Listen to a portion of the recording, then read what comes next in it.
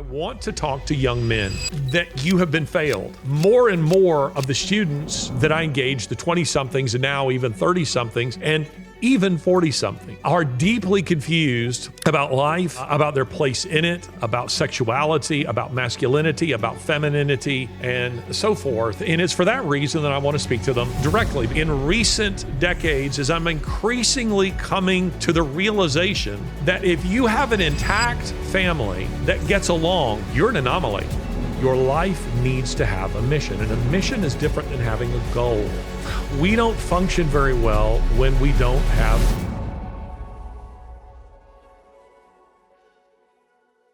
Welcome to another episode of Ideas Have Consequences with me, Larry Alex Taunton, and I want to jump right into it today. Take a look at this tweet here, and it is speaking of a program by the UK government, and it's a picture here of the new UK Prime Minister, Keir Starmer. And here's the headline: UK government prepares to deploy asylum seekers, illegals is what they are, illegal aliens, illegal immigrants, if you will. They're going to deploy asylum seekers across the country. And then it says immigrants will be given priority over Britons when it comes to finding housing. Now, those kinds of things are definitely happening in the United States. I've covered it ad nauseum as I went south of the border to all over South and Central America, Mexico City and elsewhere, showing you where they're coming from, how they're being flown into the United States, and also how they're crossing the border and the role that NGOs are playing, the United Nations is playing, the United States government, and even cartels are playing in all this. But in this case, what interests me about this is the language that they're using. Now, we've talked a lot on this show about Marxism, but this is classic Marxism. And let me show you how. I tweeted this for those of you who follow me on social media. Again, UK government prepares to deploy asylum seekers across the country. Now let's look at, if we'll put up on the screen here for you, this is Marx and Engels' 10-point program for taking a country, a capitalist country, from taking it from capitalism to full-blown socialism, Marxism. And among the 10 points is this. Now you can, pause this and read all 10 of them, or you can Google them later if you want to, but it's only one in particular that interests me at this particular moment, and that is number 9 of their program. And it says in number 9, among other things, distribution of the population over the entire country. So this has never been successful. Collectivization, Stalinist collectivization sought to achieve this rather than distributing the population across the entire country. Farmers and others in rural areas were brought together onto collective farms. So individual farms were exterminated and people were brought together to live on collective farms. And there's been efforts by the UK government to do these kinds of things before. But see, now you see that the plan is here to move these migrants all over the place, because what they want to do is to radically change the indigenous dynamic, the indigenous, demographic, not just ethnically, but they want to change it chiefly politically. And the way you do that is by putting these people all over, these illegals all over the country. And I might also add that this is a tactic. I don't know that they're well-versed enough in history to be aware of this, but I can tell you this, that this sort of strategy is actually a strategy that was employed by the ancients, say by the Greeks, by the Romans, by the Assyrians, the Babylonians, and others, to take people from one conquered territory and move them into another. We talked on a recent episode of Ideas Have Consequences about the Samaritans. The Samaritans were those people, there are only about 500 of them left in the world today, but the Samaritans were those Jews who were left behind in the Babylonian captivity. So you had people who were taken off into the Babylonian captivity, like, for instance, Ezekiel was taken off into the Babylonian captivity, and Daniel was taken off into the Babylonian captivity, but there were other Jews who were left behind. And those Jews who left behind intermarried with those people that the Babylonians then moved into a modern-day Judea, Jerusalem, and so forth. And the result was a kind of, they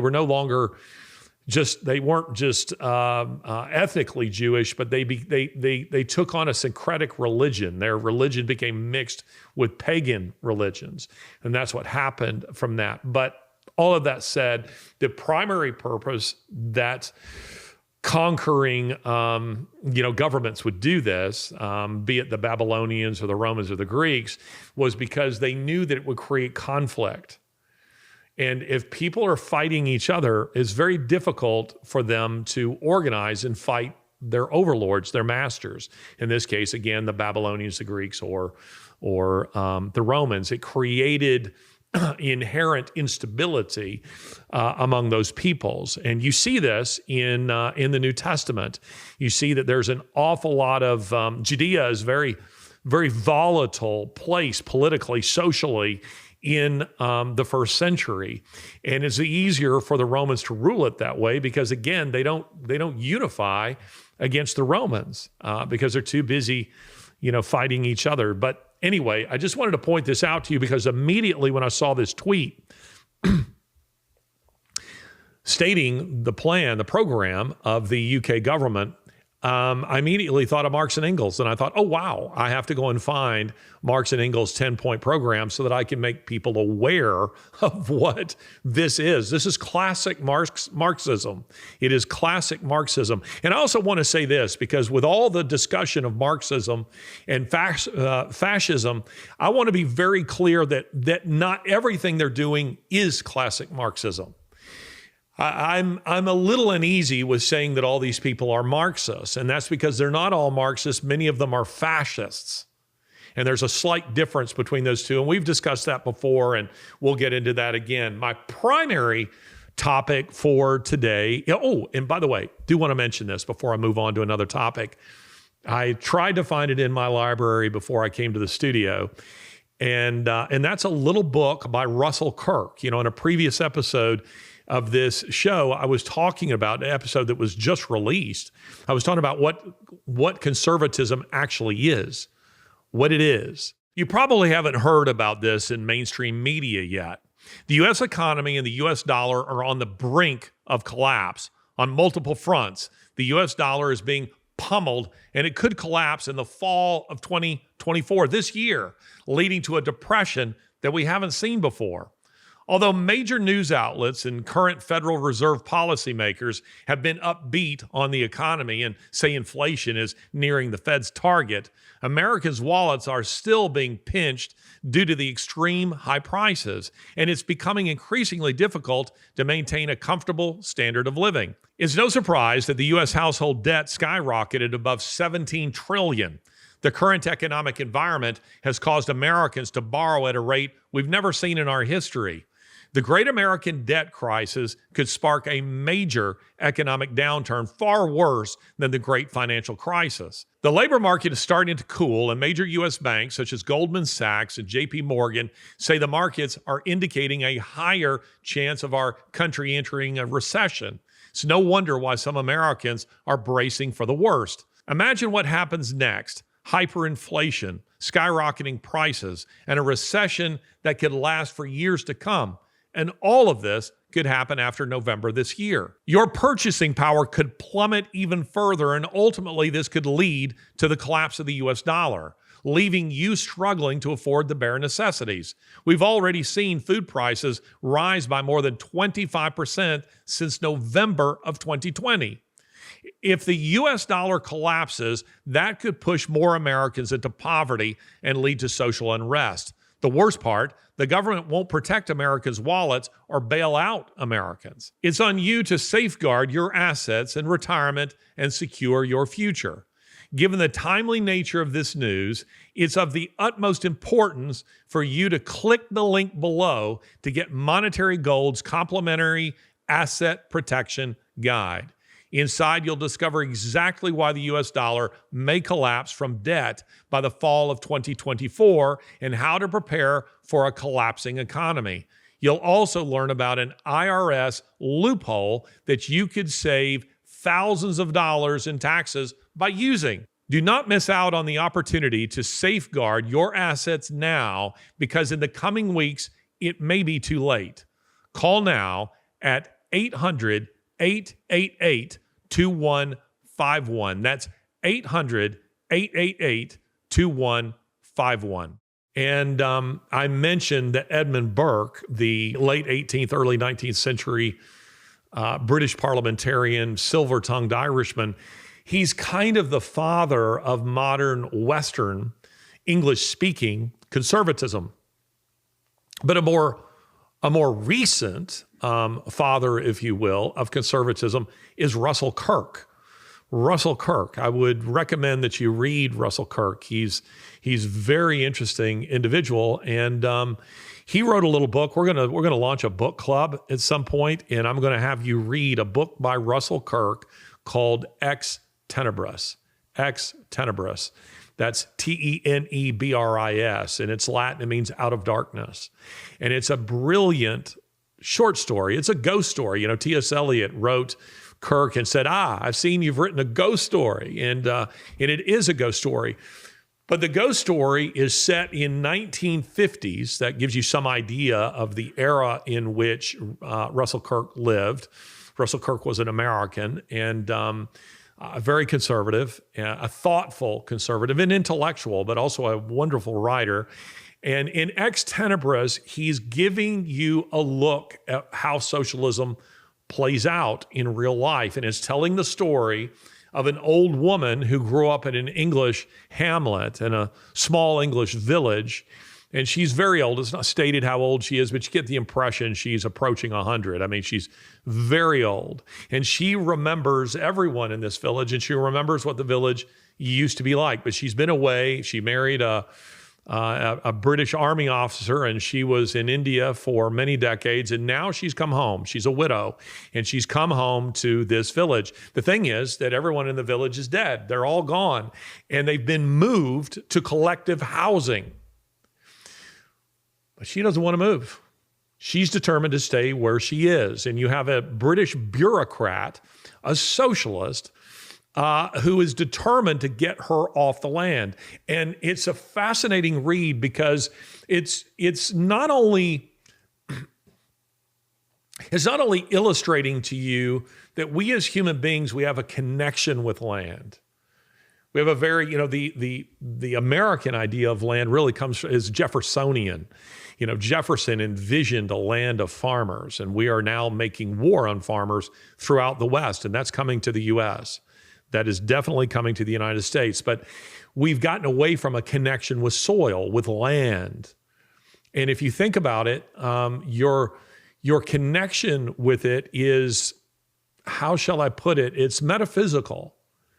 It's metaphysical. I can feel when I travel that the disconnect with the visible, the physical touchstones of my life, which might be the smell.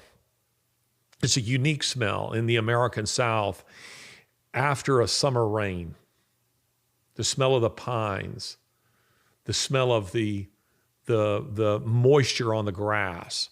I was noticing the other day, I was thinking, this is tornado weather, and it was the smell. A cool breeze in summer, and followed by a very distinct smell. And I thought, this is what it smells like before all hell breaks loose. Southerners will know what I'm talking about. I can't describe it for you, and I don't think you can learn it. I think you almost have to be raised with it to just know what I'm talking about. But I'm used to the sight of the hills and trees. I'm used to the sound of the local dialects. I am used to the music. I'm used to certain landmarks, all of which help give me a certain identity. They remind me subtly, subconsciously of who I am. I know who I am when I'm within that. They help define me. When I'm removed from that and I find myself in another country, sometimes you can feel loss of identity. Some of you will know, again, what I'm talking about here. If you're removed from your own physical, metaphysical surroundings, sometimes you can feel a kind of loss of identity that can be unsettling, and it's because those things aren't there.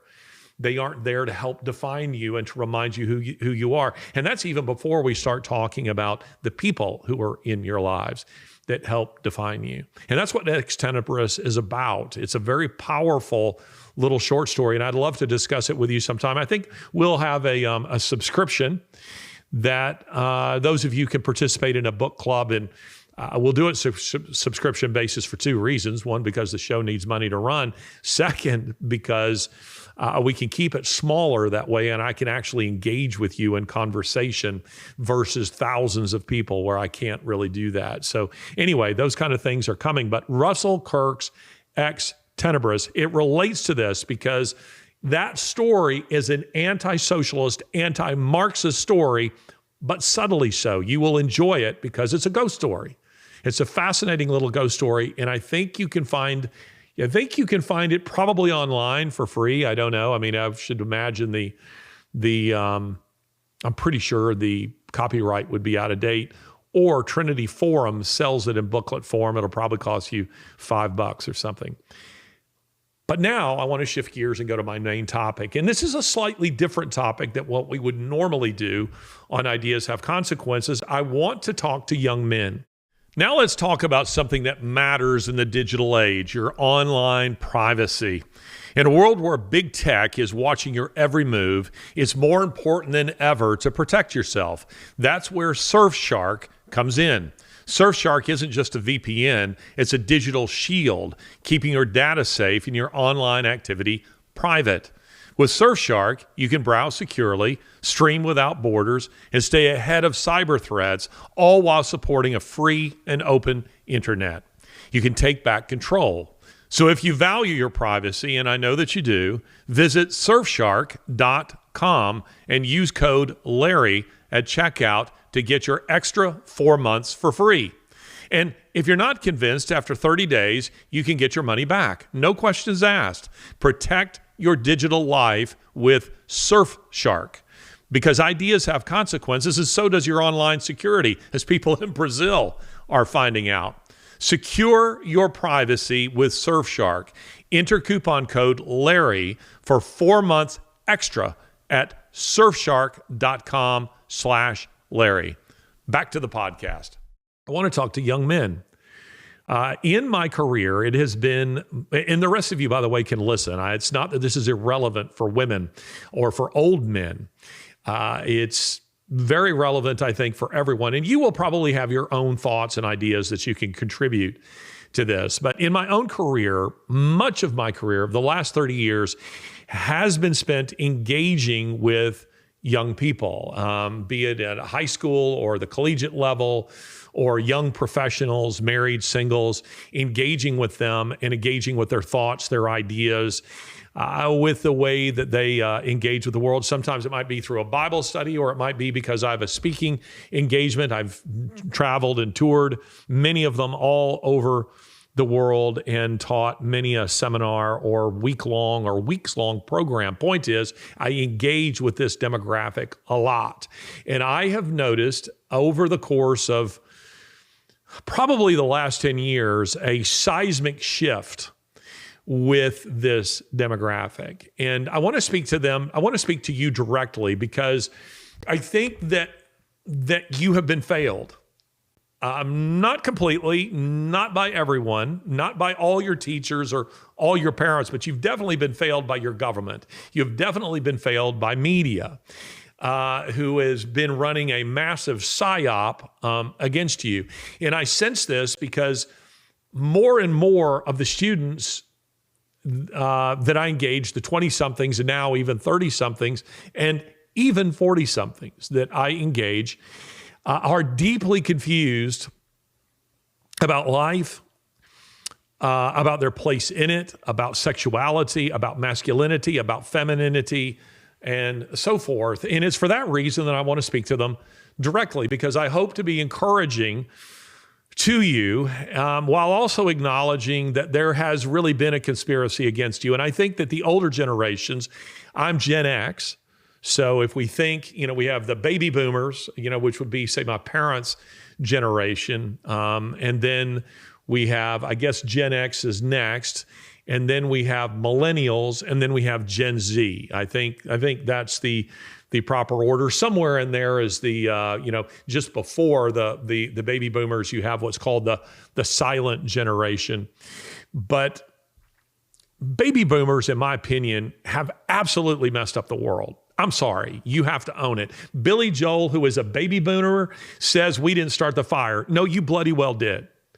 Your generation started the fire. Now, that doesn't mean that all baby boomers are terrible, because they're definitely not. Certainly my own parents were. Although my dad was silent generation, World War II generation. He was older when I was born. My mother's much younger than he is. She's silent. She's a baby boomer. And then, of course, I'm Gen X, and my children bridge both the millennials. I have 2 children who are millennials, and I have 2 children who are Gen Z. So I engage with them quite a lot too, and they're friends. And it's interesting. Anybody who's in my line of work, or if you're teaching in any capacity, if you are a CEO and you have these generations, who are working for you, who are in your company, if you're teaching school or Sunday school, even if it's just to teach adults, I think it's very important that you try to. Years ago, I was a youth pastor of a church, and I was teaching adults.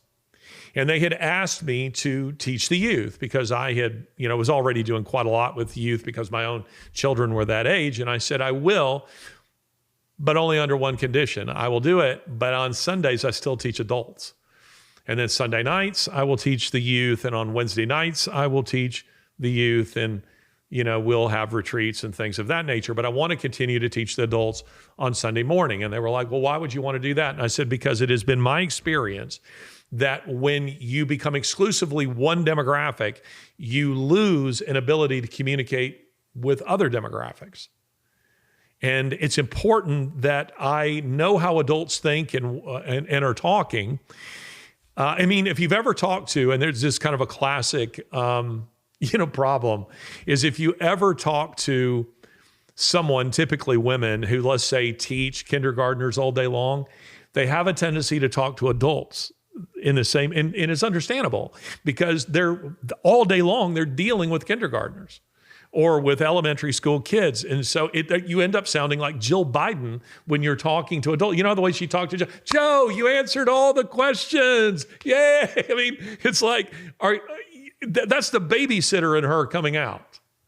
That's what that is when she's doing that. And I feel it's very important that I continue to listen to. I want to know what those people who are younger than me, younger generations, what movies are they watching? How are they talking about them? What music are they listening to? What's their slang? What's important to them? And you see, something that has changed hugely in recent decades is I'm increasingly coming to the realization that if you have an intact family that gets along, you're an anomaly. If you have an intact family, that is, it's a nuclear family, mom and dad are still married, and your family gets along with each other, they don't dread Thanksgiving and Christmas, that there's not massive division within the family, that the family hasn't been exploded and destroyed by divorce and a variety of other things, you're an anomaly. And you see, the kids of those kinds of situations, they're the victims. They're always the ones who get hurt in these things. And because nuclear families are now anomalous, we are now seeing generations that are growing up that are so accustomed to dysfunction that they no longer know how to function without dysfunction. We discussed that on a previous episode too, when I was talking about migrants. There are those people, I illustrated this on the on the chalkboard, there are those people, if you can visualize with me, I won't get out the chalkboard now because it requires an awful lot of work from my colleague over here, Jonathan. But the chalkboard, I put up, this is functional up here, this is dysfunctional down here. There's a certain kind of person, if we put a little bracket down towards the the dysfunctional side of our meter, that they're most comfortable operating within that place because they've only known dysfunction. And so when things are going smoothly in their life, they're always looking for the trap door. They're always waiting for things to go sideways. And when it doesn't, they make it go sideways because they don't know how to function outside of that. And that's what's happening to our youth.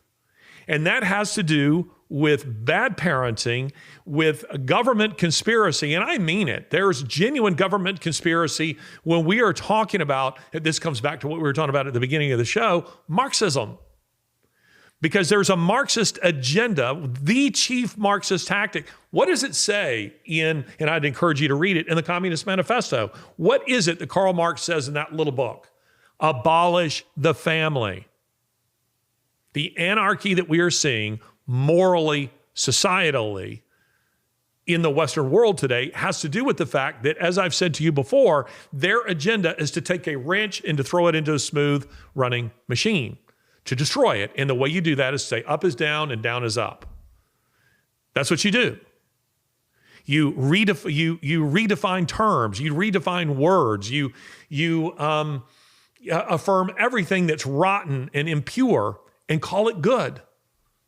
I mean, the Bible itself says this, that there are people, evil people, who will call good evil and evil good. That has happened. And because of this, we have generations now who are reaching adulthood and are starting to come into positions of authority. They've definitely long since entered into the economy. These are people very frequently who come from unstable situations. And the result is that they're deeply confused about a lot of things. And today, and maybe at some point I'll dedicate a podcast that's just a conversation or advice for young women. But I would like to offer advice to young men because dealing with them as much as I do, I can see the dysfunction. And I can see that they're often hungry, not always, but many of them are hungry for just basic advice. And it's less of a philosophical conversation that we're having here than it is just practical advice. For instance, I interview, a few times a year, someone for a position with my organization. They're typically, I'm not usually looking for an executive position, and that means you're usually looking for someone who is young. You're, perhaps an intern, recent college graduate, somebody to operate a camera, somebody to do editing, someone to do administrative work, whatever it is. And what I frequently find these days is that young men, not always, will frequently come to a meeting late, not properly dressed. Now, is that because they just don't care? No, I don't think it's because they don't care. Often they're individuals who are very sincere and are hoping to get a job. They just haven't ever been given good advice. They've not been given good advice. I remember my father saying to me the importance of looking people in the eye, the importance of a firm handshake. Nobody wants to shake a limp hand. No one wants to do that. And by the way, I prefer handshakes to fist bumps. I'm just old school. I'll risk the germs. This is just basic advice. When I was 15 and I was going for a job interview, I had been working in I guess you'd call it a strip mall from the time I was just a kid. This really dates me here, but I would walk to to this shopping center, which is about 2 miles from our house, every Saturday, and I would start out with no money, and I would pick up bottles all along the way, because this was in the day when people chucked bottles out the window. People littered like crazy. There was a time when people did this and just didn't think anything about it. And there were big campaigns to raise people's awareness of the damage that they were doing in the environment. This is actually a good kind of environmentalism. you shouldn't chuck your trash out the window. You shouldn't do that. But people did. And I was the beneficiary because I would take a little bag and I would pick up bottles as I went, and I would go to a local grocery store where you could turn them in for a nickel or a dime each. And by the time I was done, I would have a little bit of money to go to a movie and to go to a bakery and get a donut. I would have just enough money to do that. I'd get a few bucks. But I also would then go around from store to store at this strip mall with a broom, because my mother had a store in this shopping center, and I would get her broom out of her, of her broom closet, and I would go from store to store, and I would say, "Sir, I'll sweep the front of the sidewalk in front of your store for $1." And there was almost no store owner that wouldn't give you $1 to do that. Sometimes I'd charge $2 if it was a big sidewalk. And they say, "Sure, son, go ahead." And then I'd do it, and they come out and inspect and take some money out and, give me some money. And I'd maybe make $10 doing that, which was a lot for a kid at that age. Well, when I turned 15, one of the owners of one of those stores called my mom and said, "Your son, that boy who has been coming around here for years, does he want a job? I think he's old enough now. Does he want a job?" And she told me to make sure that I dressed properly. She made sure I did. Now, this was again, this dates me as well. You know what the job was? Sacking groceries in a grocery store. Nobody sacks your groceries anymore. But it was to sack groceries. And then you carried them out to the car for whoever just purchased them. You would carry them out to their car, and sometimes those people would tip you. So I think the minimum wage at this time was $3.25, $3.50, something like that. So I dressed like I was going, for an executive interview. But I went and I sat and I, look him in the eye, give him a firm handshake, say, "Yes, sir," "No, sir," "Yes, ma'am," "No, ma'am." And her advice to me was this, which was excellent advice. She said, "Your job is to make your boss look good. That's your job. Your job is to make your boss look good, to do your job in such a way that it reflects well on the company, that it reflects well on your employer. You don't badmouth your employer." And so following that advice, that's what I did. But you see, there are a lot of people today who are not given this kind of advice. And so when they come to an interview, somebody will show up to an interview 10 minutes late, wearing flip-flops, blue jeans, and a ratty t-shirt. And I've already decided this is not somebody I'm going to hire before the interview begins, because this is an individual who does not take seriously this opportunity. And then add to that frequently the conversation goes along the lines of beginning not by asking me about the job, but by asking me about their benefits. That's the wrong way to go about doing this. There is a time and a place to ask about the benefits, but that's towards the end of the conversation. At the beginning, but again, I think that we're often dealing with a demographic that has not been given this kind of basic advice. So as we think about this, what are some of the things that you can do? Let's just start with something as basic as the manner in which you dress. As we go through life, the years bring us wisdom, experience, and memories we hold dear. Yet with age, our health often faces new challenges. It's a natural part of life, but it's crucial to address these changes with the right care and attention. For me, one of the ways to stay sharp is to supplement. I've been using Liver Health Formula, and I recommend you try it for yourself to see the results that it can bring. And right now, I think is the time to start taking care of your liver, because there is a silent epidemic affecting 100 million Americans. 1 in 3 Americans suffer from an overworked and sluggish liver. It affects our weight, energy levels, clear thinking and productivity, and even sleep. Our livers get bombed every day with GMOs, microplastics, toxins, and all of the stuff that you might not even know about. Liver Health Formula can support your liver to minimize the impacts of all of this. It is a premium supplement designed with 11 clinically proven botanicals to support and detoxify your liver, helping you feel revitalized and ready to conquer each day. Just listen to Mr. Harrington's testimonial, who shared his transformative journey. At first, I was skeptical, but the health improvement has been nothing but amazing. The tired, foggy feeling I've had is gone. I have more energy for a longer duration. Also, the service and delivery is always prompt. Of course, results are not typical, thus you have to see for yourself. There's an exclusive deal for my audience. Head to getliverhelp.com/Larry. And as a special offer, you'll get a free 1-month supply of nano-powered omega-3s with your order. That's getliverhelp.com/Larry. My father was a member of the military, career soldier. And so these are people who take the way they dress very seriously because they're required to. You have to shine your shoes and shine your belt buckle, and you have to press your pants, and the crease has to be in the right place, and the hat worn in the right. Some of that, I'm not suggesting you necessarily do that, but I will tell you this, that you should dress in a way that is appropriate to the occasion.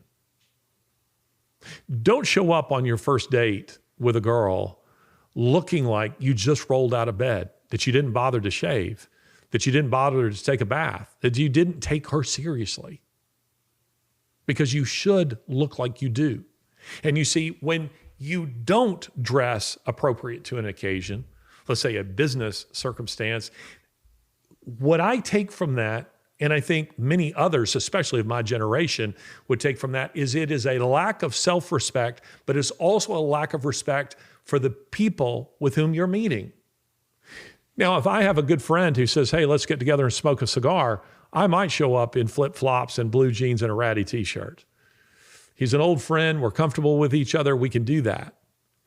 If I am having a business meeting and I'm meeting someone for lunch at a local restaurant, I will dress what is called smart casual, business casual, the way I'm dressed right now.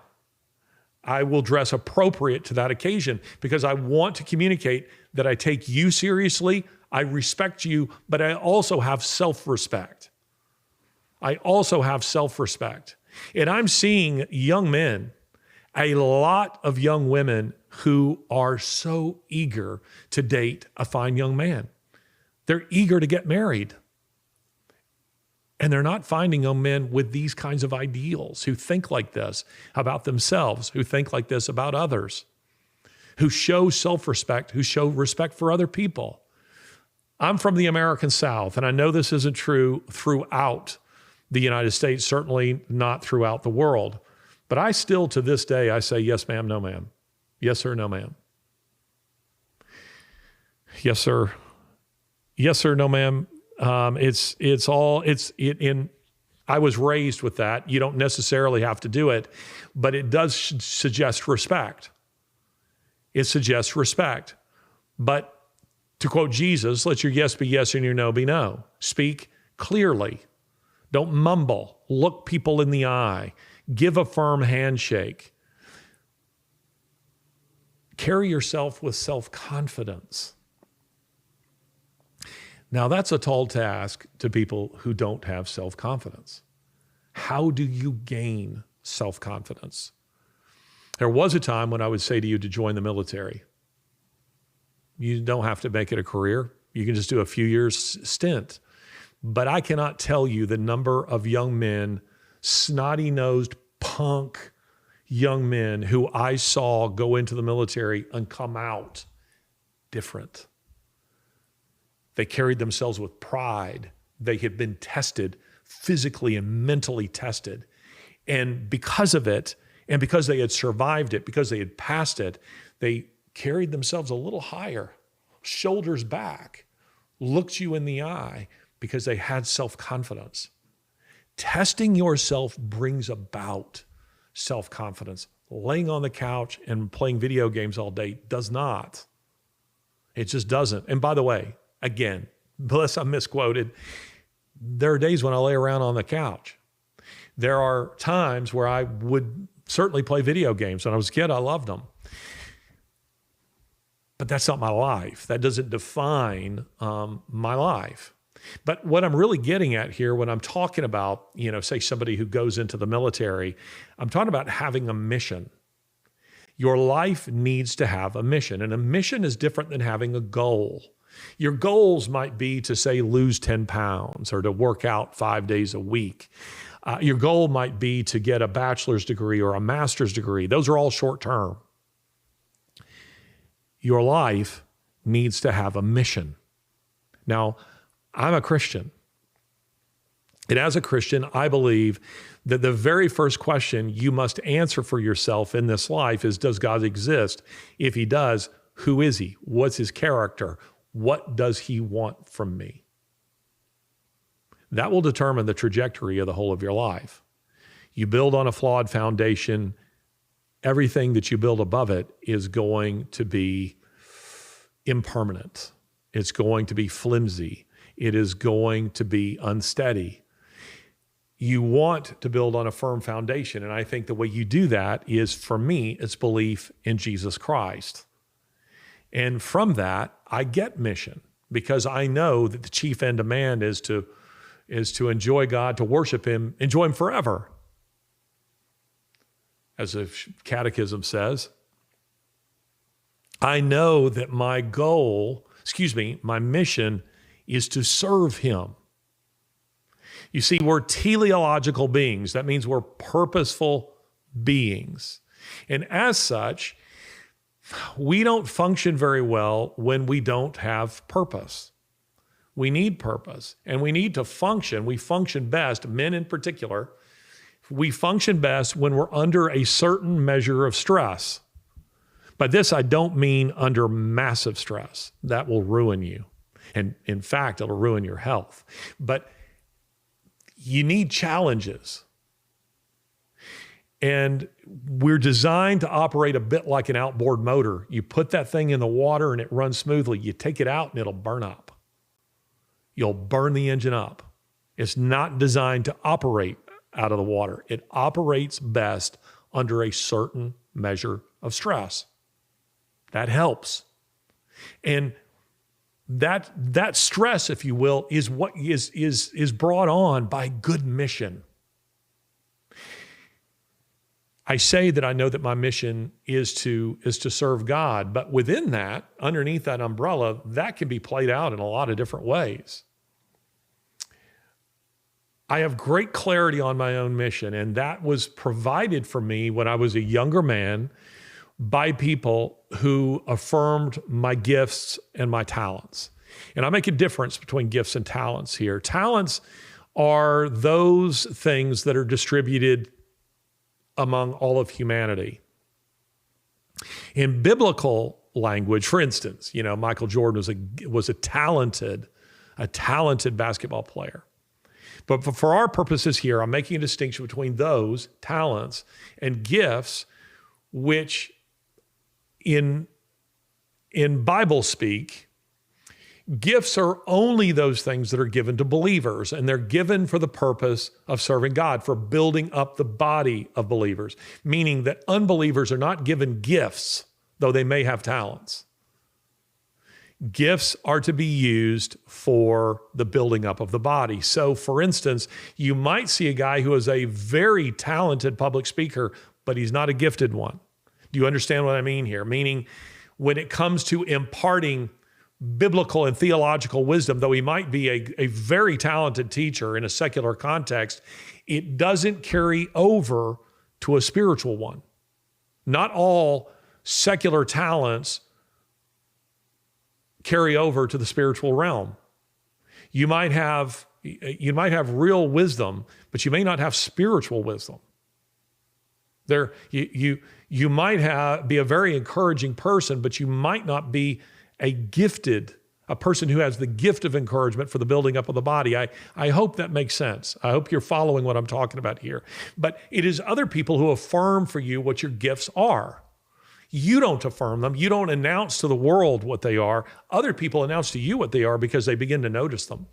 And the way I typically illustrate this is with the bake sale or the potluck, the church social.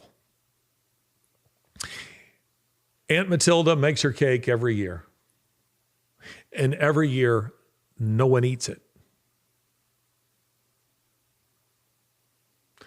Aunt Rose makes her pecan pie, and every year it's wiped out. She makes her bread, and every year it's wiped out. She makes her souffle, and every year it's wiped out. It might be an indicator that she's got a gift. And you see that applies to other things. If people aren't coming to you and asking you to make a cake, I suppose it's possible that they don't know that you can make cakes, but let's suppose they do know, and they know all too well. They're like Aunt Bee's pickles, if you know that episode. It's an interesting thing because people particularly within a church context, will begin pulling those horses, so to speak, out of the stable that have gifts that are needed. Would you be willing to teach this? Would you help with administration for this? Would you cook for this? Would you help organize that? There are individuals, and by the way, the Bible doesn't give us a complete inventory of gifts. It's just giving us, the Apostle Paul is just giving us in Corinthians, he's just giving us sort of a for instance. These are some of them. I think they run into all kinds of areas that you've barely contemplated. But when you meet people who have those gifts, you know it. There is a dear friend of ours. Her name is Judy. Judy lives and her husband live in Franklin, Tennessee, and they are gifted hosts. They have the gift of hospitality. When I go and sit and this is where I like to sit when I go there, I sit at her countertop, and she's cooking. Are you like this? I like to watch a woman cook. I don't know. It just makes me feel warm and fuzzy inside. When I was a child, my grandmother had what's called an Aga stove. It's a coal stove. It's very old school. You know, they've been around for centuries. And it was a coal stove. And the burners had these tops, these thick tops that you pulled down on top of them. The top was warm. And I would sit on top of the Aga stove, on top of that, because it was warm. And I would sit and talk with my grandmother while she's cooking. And I would do the same with my mother, and I've done it with my wife, and I've done it with, there's just something warm and fuzzy about that just feels like home. And when I am in Franklin and I'm sitting at the counter and Judy is whipping up something wonderful to eat, it just makes me feel warm and fuzzy inside. I can't explain it, but that's a gift. That's a spiritual gift. And she uses it, they use it, their combined gift for the building up of the body, for the encouragement of believers. That's a spiritual gift. There's some people who could do some of the same things and it not have the same effect because they lack the gift. It's not a criticism, it's just their gifting perhaps runs in a very different direction. And by the way, scripturally speaking, every believer is given a gift. Young man, you need to know what yours are. Ask. Ask your parents, ask those people who know you. And as you begin to understand that, you'll be able to hone down what your life mission, not your goal, your life mission is, what your overall purpose in life is. You need a purpose. Acts chapter 6 has really served to guide me in a unique way. And that is where it says a complaint arose among the Hellenists against the Jews that their widows were being neglected in the daily distribution of the bread. It's actually a story of racism. And they're trying to decide, what do we do about this? And so the apostles get together and they decide our mission is to teach. That's our mission. That's what we've been assigned to do. So we're not going to leave that to go and oversee the distribution of bread. It's a misuse of our skill set. So they said, you guys choose for yourselves 7 men who will oversee this. And that's how deacons were created. The diaconate was created as a result of that. But one of the lessons I draw from it is that the apostles, they weren't haughty, they weren't arrogant in saying, look, we're too good. We don't serve tables. That's beneath us. They're not saying we don't care about the widows. What they're saying is we can't be pulled away from what we are chiefly to do. to do something we're not chiefly to do. I'm sure they were happy to and did serve many occasions, but that wasn't going to become their primary purpose. And for me, that has served to define my mission. I do not commit myself to a lot of things. There are a lot of good things. Distribution of daily bread, a soup kitchen is a good thing. But that doesn't mean that's what you should be doing. Your time is finite. You have, it's in some ways, it's your most valuable commodity. And it's easy to piddle it away on silly things. You can, as I just said before, you can use it by sitting on the couch, playing video games. To me, that's a waste of time, unless you're just using it to de-stress or it's just a little fun hobby that you like to have. It shouldn't become a dominant thing in your life. Doing some of it is fine. I love watching football, for instance. I very much enjoy doing that, and it's something I can do with family. I can enjoy my family, and it's something that isn't stressful. Those things are fine. The point isn't that you need to be working absolutely all the time. You can't. Jesus didn't. But if it becomes an obsession and the pie chart of the time of your life, that piece becomes too big, it's a waste of time, because you want to be developing skills. You want to be developing your gifts. You want to be developing your abilities. You want to be increasing your knowledge. You want to be building relationships. In other words, that time can be used to become kind of like in Groundhog Day. If you haven't seen Groundhog Day before, it's a fun movie with Bill Murray and what's her name? Andy McDowell. I think that's her name, Andy McDowell, who is in that movie. And the story, Groundhog Day, the story is that Bill Murray is stuck in the same day over and over and over again. He wakes up and it's the day he just experienced the day before, and it just keeps repeating itself. And after realizing that he was stuck in this endless loop of his own life, he decided he would start developing skills. So he goes to see a piano teacher, and suddenly he becomes concert level pianist. And he starts developing relationships, and he starts becoming, kinder to people, and he starts recognizing his own flaws, his own failings, and he seeks to improve himself. Now, we're not perfectible, but we can improve ourselves. And when you're clear on what your mission is, that is a game changer for you. It is a game changer for you because, and by the way, I think the Lord, as a Christian, I believe, you don't have to believe in God, but I do. And I think it certainly affects the way you view the world in a very positive way. But when you're very clear on what your mission is, it changes you. And I think the Lord allows you, kind of like with Adam naming the animals. God didn't name them. He left it down. What do you want to call it? Well, I think that looks like a duck-billed platypus. Okay, well, that's what he is. That's what we'll call him from now on. I think the Lord gives you a lot of leeway in choosing what your mission is. Maybe at some point I will do a show on finding God's will for your life. I think so many Christians miss God's will because they think that it is this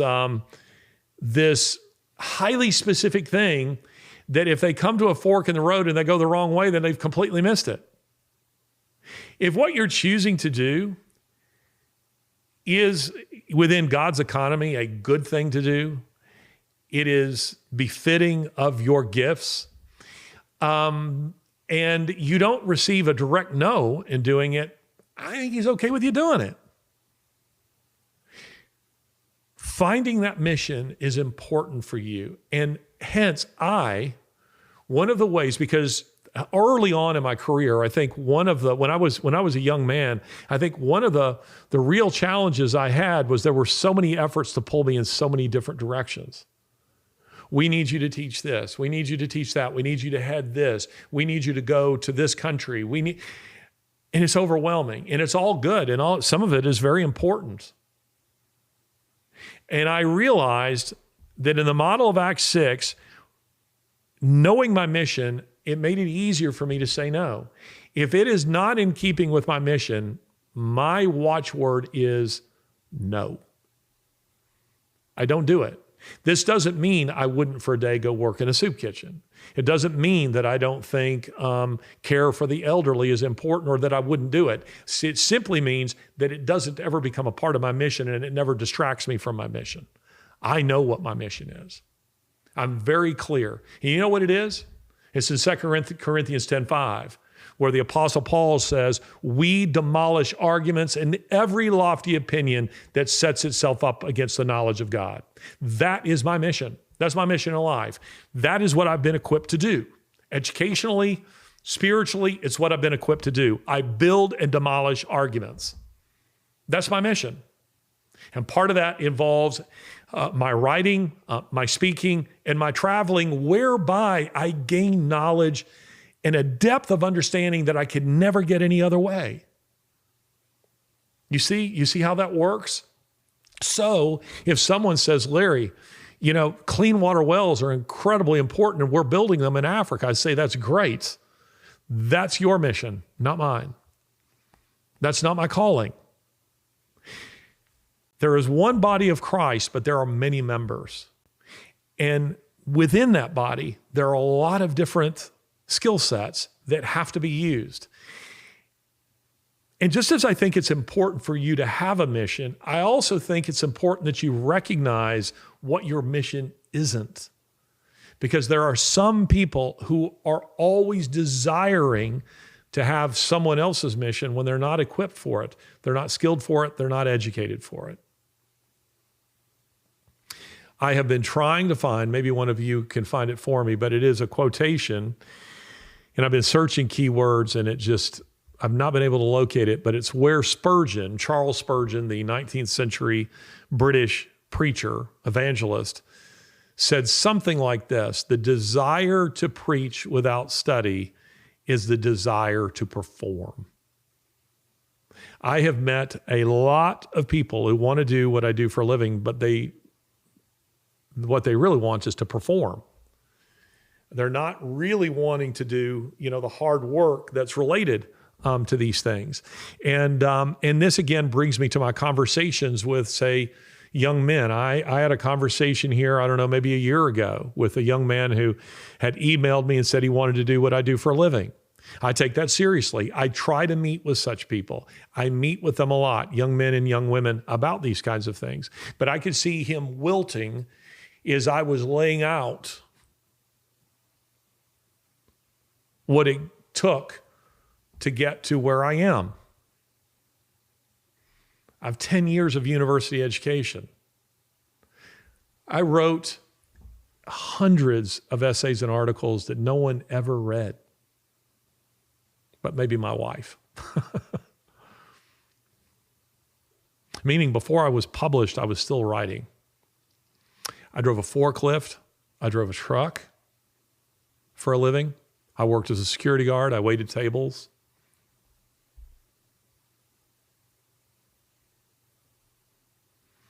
I did a lot of lousy jobs. And I wrote essay after essay after essay that I submitted to major publishers, from whom I never even got a response. Before I finally did. And that went viral. And then I have Rush Limbaugh reading my essays over the air. You don't just arrive there on day one, at least not typically. There may be a few people who've had that kind of extraordinary luck. But as a rule, it involves hard work. I've thought about writing a book that's advice from fathers to young men that I would title, You Don't Get the Corner Office. There is an attitude of entitlement among some young people that think that they deserve to have the corner office on day one. They shouldn't have to work for it. And I'm not just talking about busy work just to keep you busy. I'm talking about earning experience. You know what was one of the best jobs I ever had in terms of the experience it gave me? Waiting tables. Wasn't one of the best from a financial point of view. But I learned a lot waiting tables. And why is that? Because it was the best public relations job I ever had in terms of teaching you how to deal with difficult people. And by the way, I was an employee of the month. You find my name on the wall in Outback, April 1994. I was in graduate school. I was teaching at the University of Alabama during the day, and at night I waited tables at Outback. And why did it teach me a lot about PR? Because you're in an environment that in those days, at least, I know it sounds crazy now, but Outback was hip and cool in those days. And it could be a little bit of a wild environment, especially around the bar. And you are having to say to people, I'm sorry, sir, you can have no more. No more margarita Gold Coast. No more for you. Can't give you that. You're having to deal with somebody who's vomited on the floor, who is trying to get a free meal, claiming that their food was bad when it wasn't. Someone who abuses you because they see you and they go, well, you're a waiter, and of course I'm very successful and you're nobody. I learned so much through that. I learned to bite my tongue. I also learned to be a mediator between people who are not getting along in a restaurant, in a public environment, or maybe people are on their first date and they're nervous to talk to each other. And because I'm outgoing, they'd find it easy to talk to me. I also learned gratitude. I learned a lot about gratitude because there were people who were generous to me. I learned a lot about generosity. I am generally a good tipper. Unless you do a bad job, I am generally a good tipper. And even then, if you do a bad job, I'm that guy who pays attention to why you're doing a bad job. Is it because you're lazy and because you're entitled, or is it because you're the only waitress and you have 10 tables? I noticed those things. And it meant a lot to me. We were paid $2.12, or is it $2.13 an hour 30 years ago, and that still is the wage. So you depended on your tips. And now the government comes and takes a big part of it. Trump is saying no tax on tips. Good for him. There shouldn't be. That's hard work. And the whole point of a tip is for me to say to the server, you did a good job. This is for you. I cannot stand it when I go to a coffee shop and you got the little register computerized now, and you scan your card and they flip it to you and it says, do you want a tip? And I'm thinking, I have to come back up here and get my coffee. You don't bring it to me. You don't serve me. No, in situations like that, I frequently don't, because I'm paying you to do your job, and they're not paid $2.12 an hour. They're paid a normal wage. But I pay attention to things like that. And that brings me to another point. Be generous. I know men who make a lot of money and who are lousy tippers, and they're not generous people. You will sit with them and they will be crunching how much 10 or 15% of the bill is. And I'm thinking to myself, listen, we've been sitting in this woman's booth for the last hour and a half drinking coffee. You're really just going to leave 10, 15%? The way she makes her money is by flipping the table. Are you going to miss those extra few bucks? I have never found that being generous was something that I regretted. And if it's the kind of thing where someone has taken advantage of you, that's on them. God will judge. Don't worry over much about that. But if you're the kind of person who goes through, one of the things I really want to communicate to my own children is generosity.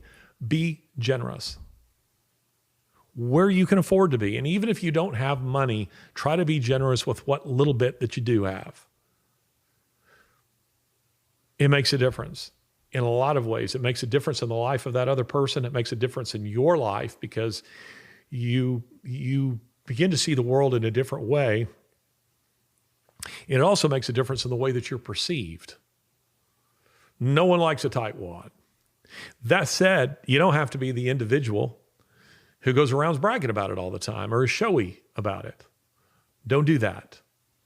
That's not a good thing to do either. So how you dress is important because it's a statement of how you perceive yourself, your level of self-respect, your respect for the other person, having a mission, clarity of mission, and goals that are part of that mission, looking people in the eye, firm handshake, being polite, being generous, respect your parents.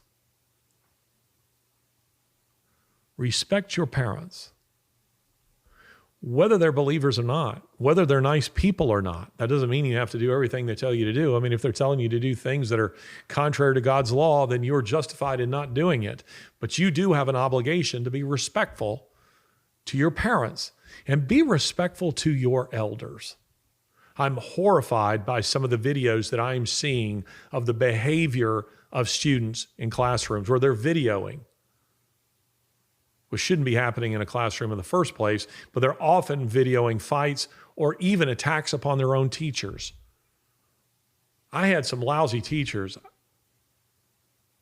I would never want to see something like that. That's absolutely horrifying.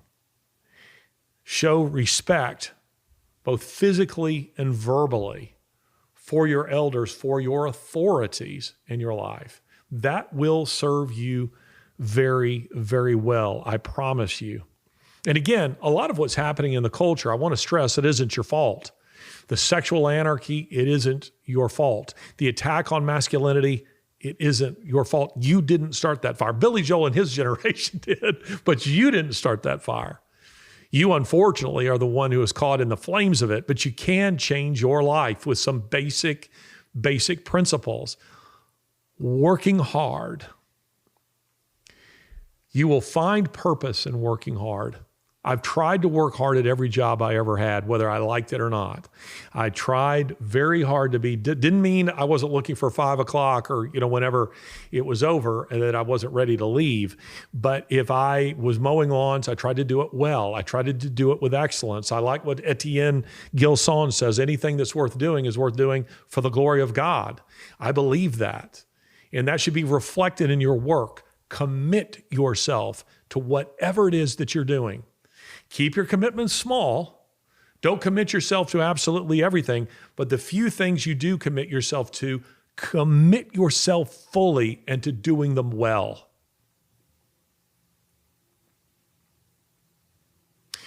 Don't let others define you. An insecure man is a man who, well, it takes on a lot of different forms. When I was a kid, a young man who was insecure about his masculinity might aspire to be an Arnold Schwarzenegger or a Sylvester Stallone or a Jackie Chan or a Jason Statham. He wanted to be the big tough guy who's respected. And so he kind of models himself after a brute. The modern equivalent of that is Andrew Tate. Do not model yourself after an Andrew Tate or a pig like David Portnoy. These are not models for you. But I do think that it's important that you have models. Find role models. Find godly role models. By that I mean real people, someone you know that you can take cues from. But please do it understanding that they're flawed. There's sinful people who will make mistakes, who will let you down. But that doesn't mean they can't be a role model for you. You can learn a lot from them. Seek to be mentored. That is lost. Titus chapter 2, book of the Bible, book in the New Testament, one of the littler books towards the end of the New Testament. Titus chapter 2 says older should teach the younger. Boy, has that ever been lost. And that's been lost in part because of, as I said before, the family has been exploded. The nuclear family is now anomalous. But another reason for it is because we love to segregate everybody according to demographic and age. Demographic and age. Let's put the high schoolers over here and the college age over here and the 20-somethings over here and the young marrieds over here and the singles over here and the divorcees over there. And I think those are terrible models. I don't think they're biblical models. I think it's best when when people can learn from one another. I think a Sunday school class with a 16-year-old and an 80-year-old is a great Sunday school model. Let the younger learn from the older. And it isn't to say that all old people are wise. They aren't. You would love to think that gray hair is a mark of wisdom. The Bible says that it is, but it's not an absolute. Not everyone is wise. And so you don't want to be mentored by everyone. But do find role models, real people, not just a TV figure, not just an athlete or a superstar that you see on social media, but a real, normal human being that you can model yourself after. And you might even ask them if they would mentor you, if that would be someone who would be willing to teach you and instruct you. If you do not have a father in your home or to whom you can look to for advice and for mentoring, find a role model. Find someone to mentor you. I will also say that finding someone to do that for you occupationally is important. I had a recent conversation with a carpenter who was doing some work at my home. Carpentry is a skill that I've always really wanted to learn. I can do some of it, but I'm not skilled at it. I am not skilled at it. And that's because carpentry is, not only is it a learned skill, it is what I call, it contains a lot of elements of what I call generational wisdom, meaning that there are certain skills, certain tricks of the trade that are handed down from carpenter to carpenter to carpenter to carpenter. They just keep running. And when you watch them do it, you're like, oh, wow, I never thought of that before. Well, that's generational wisdom. Anyway, I was talking to this particular carpenter, and he said that he'd advertised in the paper, I think it was $50 an hour for any young man who wanted to learn the skill. And he said, now here, do understand, he says, I'm offering to pay someone $50 an hour who has no experience whatsoever and where I will teach them to be carpenters, but they have to commit to working for me. Meaning I don't want to teach them the skill and then they immediately run off. But he says, I will teach the skill. You don't have to have experience as a carpenter. I will teach it to you and I will pay you to teach you. And I said, how many calls have you had? He said, 0. I met an electrician who said the same thing. Electricians are paid a lot more than carpenters. Same kind of thing. Said he could not find anyone. He said, I would teach them the trade. And if someone who was really good enough, he says, I'm getting older now. He said, I need help. But I would eventually work out a deal to pass on the business to them where they inherit, my business, the customers that go along with it. They could pay me over time. Wow. I would have loved to have learned a skill. When I was waiting tables, if I could have, and that opportunity did not exist for me anywhere that I found, I'd have preferred to have been paid to be learning waiting tables. While I learned a lot about dealing with human beings, I didn't learn a skill that serves me now.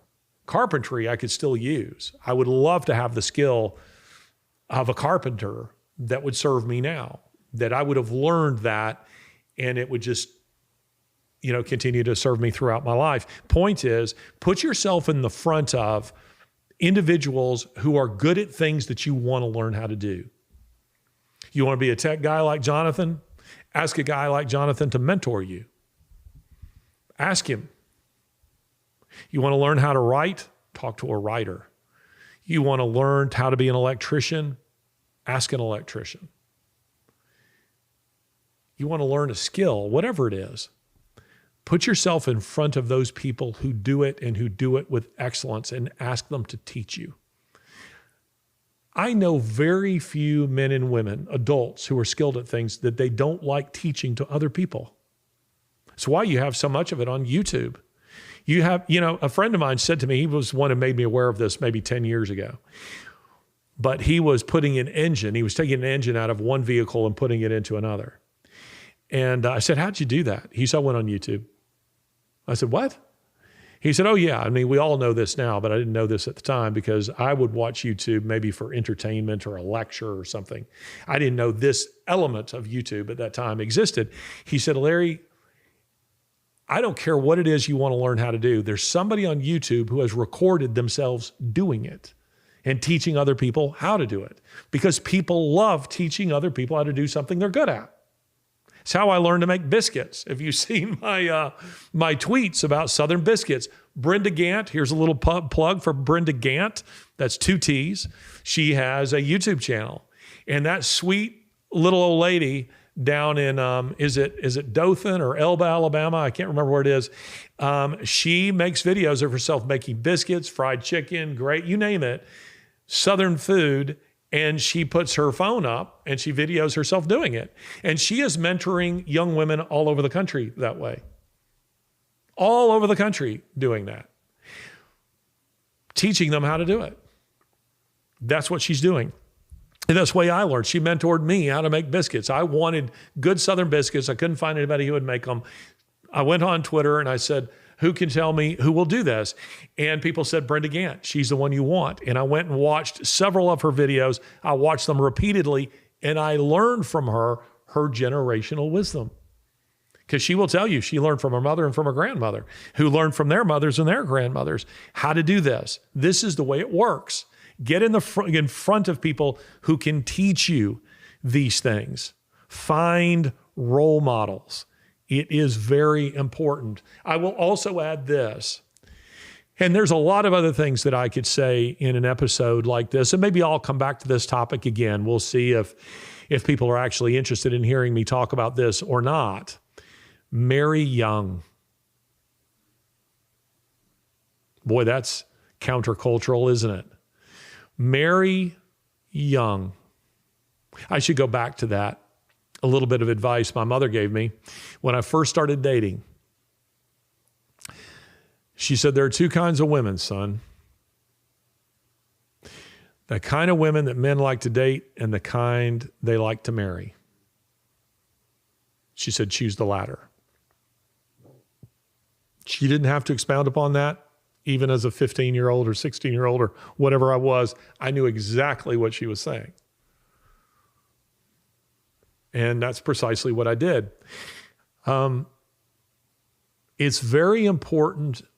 I think something I'm noticing here, and I could do a whole podcast on this, as I travel around the Western world, I am noticing that white people aren't reproducing. They are not reproducing. It's why we're facing, Elon Musk talks about this a lot, but why we're facing an implosion of the population because a half century of anti-child, anti-family, anti-man, anti-human, anti-mother in the home propaganda has done its work. It really has. And even with believers, they don't know the extent to which this kind of propaganda has penetrated them like so many gamma rays. It has. So that even believers, while they have more children than unbelievers, not a lot more. When I was a kid, it was common to have children of, 4 or 5 kids. Families to have 4 or 5 kids. You don't see that hardly ever anymore. And when you do, people think it's weird. My grandparents came from families of like 8 or 9 kids. That was much more common. That isn't the case anymore. And it's because of a steady drip of anti-child, anti-human, anti-mother. Women, get out of the home. Find self-fulfillment in a career. Boy, is that an empty promise. You want to be a rebel when you're young? Here's the way that you can be a rebel. Young man, find yourself a good woman. Get married and have kids.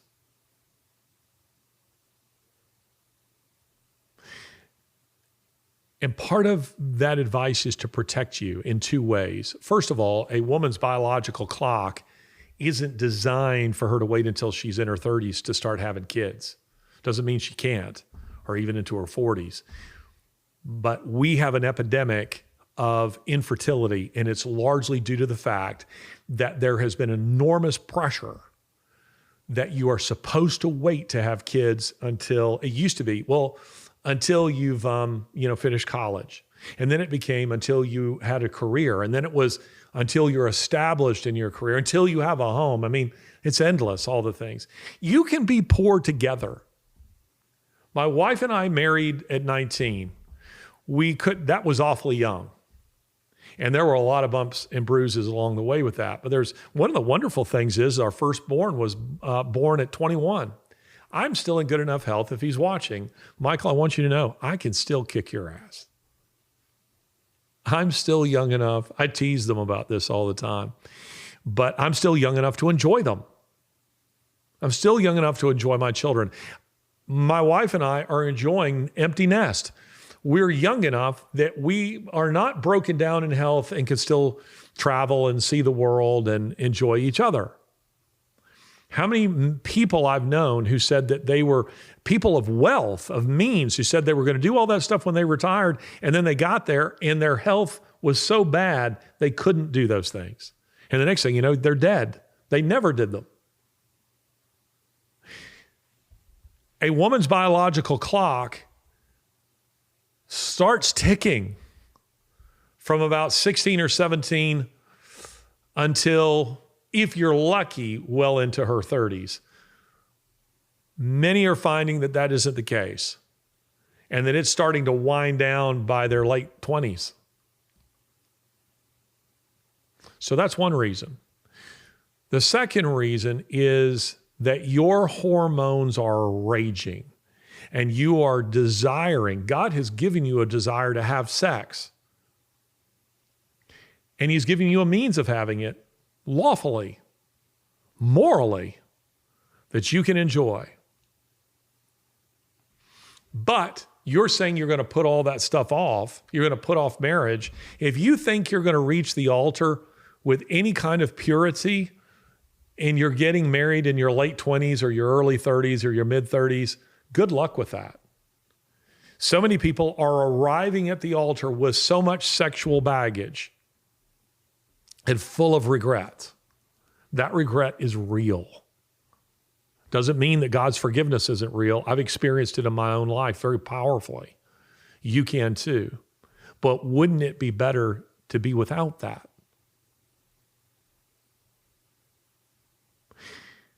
God has designed you, has given you a lawful outlet for that. And as I say, you can be poor together. What's the point in her living in an apartment poor and you living in your own apartment poor? You just as well sleep in the same bed and in the same household. And those will become some of your most precious memories. You know, it isn't always the good times that you remember the best, or there's a good line in the movie The Firm with, Tom Cruise movie, where his career is really taking off and he's starting to make real money. And he's starting to achieve a certain level of prestige and so forth. And his wife says to him, when all hell breaks loose, she says, let's just go back to our tiny apartment in Boston, and where we would find change in the couch and in the ashtray, and we would order Chinese food and watch Star Search. She's describing a sweet scene that people of my generation, at least, can certainly identify with. Get married. Unless God has given you a call to celibacy, and you'll know if he has, because you won't find yourself burning with desire for the opposite sex.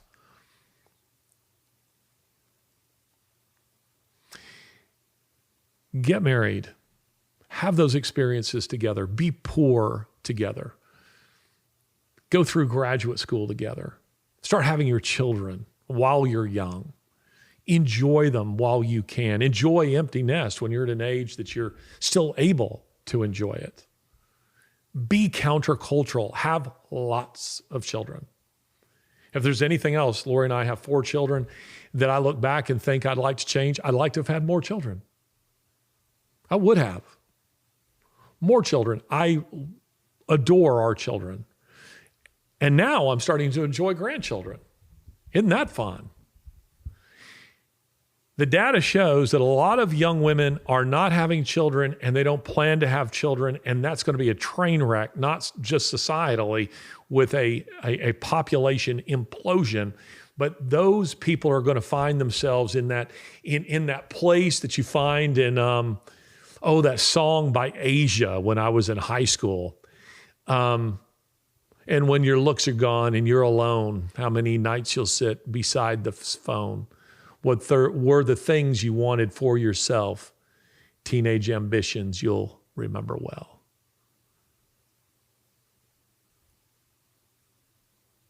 It'll be real. It'll be lonely. Family you won't regret. And commit yourself to raising them in the nurture and admonition of the Lord, to raising them right. Commit yourself. Build on a firm foundation. Find your mission. And I end with the mission because I see so many young men who are rudderless. They're lacking mission. They graduate, they have $150,000 worth of student loan debt, and they have no idea what they're going to do with their lives. None. It's why so many people are converting to Islam. That's happening, particularly with young black men, because they find that it's missional. It's got something for them. And frequently, I'm sorry to say that milquetoast Christianity, not authentic Christianity, but milquetoast Christianity feels just that. Milquetoast. You know, milquetoast is spelled M-I-L-Q-U-E-T-O-A-S-T. But I would be okay if it was M-I-L-K. T-O-A-S-T, because it's like taking a piece of toast and putting it in milk and taking it out, and it's sagging, a sagging, soggy mess. That's what milquetoast Christianity looks like. It just disintegrates. It's just nothing. Authentic Christianity, which is found in the Bible, is the kind of stuff you can sink your teeth into and you can build your life on. It's meat. And you will find authentic purpose in that. And by the way, masculinity, it's worth saying, isn't defined by your hobbies. You don't have to love hunting to be a real man. You don't have to love sports to be a real man. It's not to say that your hobbies are immaterial and maybe aren't clues as to who you are, but don't feel like you have to be defined by wearing fatigues and chewing tobacco all the time. Again, those are shallow.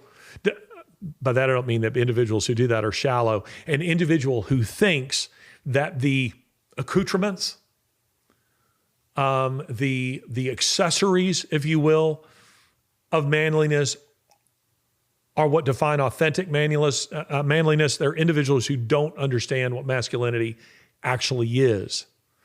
Some people do it because it's part of who they are. They are masculine, and it is who they are. Some people do it because it's almost like they're putting on a costume and trying to be something that they're not. You can be authentic. I'm reluctant to say be yourself. I see that all the time. Be your true self. That can be terrible advice. Because our true selves, biblically speaking, we're quite sinful. We're quite selfish. We're to fight our natures. We're to fight our true selves. I'm struggling with my true self all the time because my true self is not a very good person. That's the biblical argument.